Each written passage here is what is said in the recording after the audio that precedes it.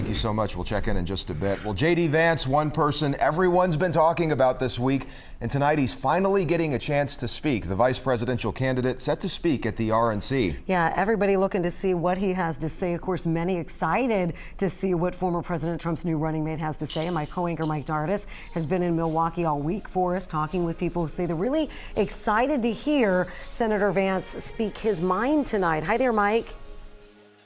Hi there, Cherie, and hi there, Chris. Yeah, big night for Republicans. Obviously a U.S. Senator from our state, but a relative unknown all across America. People have been telling me all week that they were surprised by the pick, and now they're interested in learning more about J.D. Vance and his wife, Usha, and they will meet the family for sure tonight on national TV at the RNC here in Milwaukee as they both speak.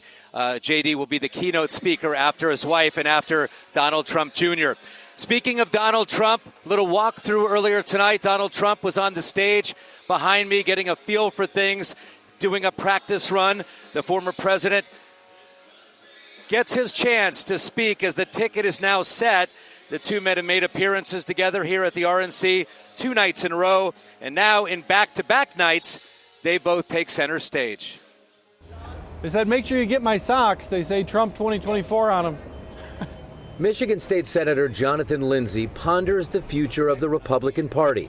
At 39 years old, he says another 39-year-old, J.D. Vance, is it. Every time we move forward in politics, there are these divisions between, what is the party going to look like? Who's it going to appeal to? Who are they talking to?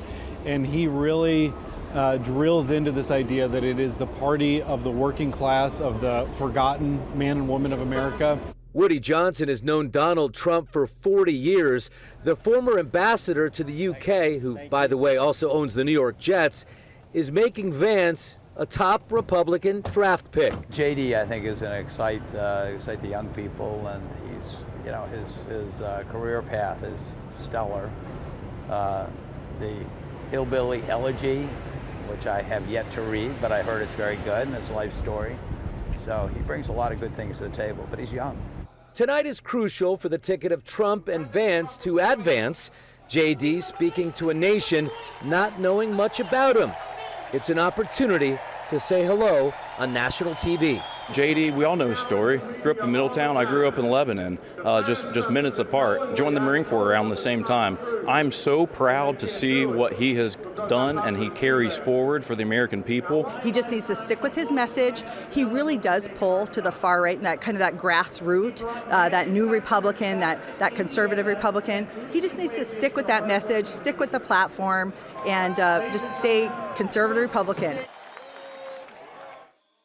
Life is funny, Cherie, isn't it? A couple years ago, I remember 2022, where J.D. Vance was in our studios doing a debate, and here we are 2 years later. He's on the presidential ticket with Donald Trump as the VP nominee, and he's the keynote speaker on the Wednesday night of the RNC here in Milwaukee. We'll have coverage all night long. 11 o'clock, we'll recap the speeches by some of the key players. But for now, Mike Dardis reporting live here at the RNC. Back to you guys. Mike, thanks so much. Yeah, you bring up a good point. I remember